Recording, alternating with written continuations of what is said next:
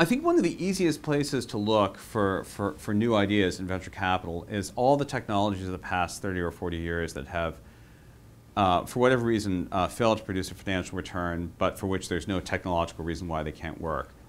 Energy remains one of the great open questions in venture capital. Clean tech has received an enormous amount of funding over the past 5 or 6 years. There's the efficiency side of things, which has worked quite well. So sort of grid management, cooling, et cetera. The generation side has worked out very badly.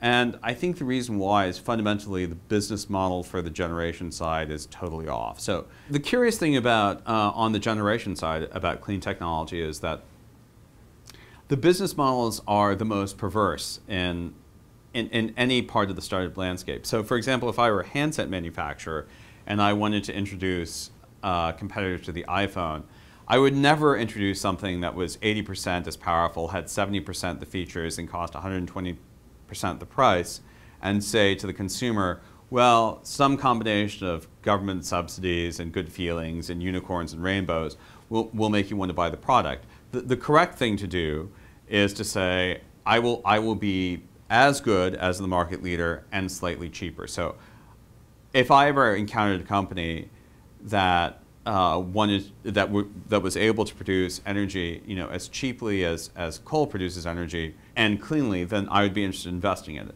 If the business model is fundamentally that we're fairly inefficient, but we're relying on subsidies and people's goodwill to make up the gap, that's a very fraught proposition. And I think that's fundamentally why clean tech investing on the generation side has done extremely poorly.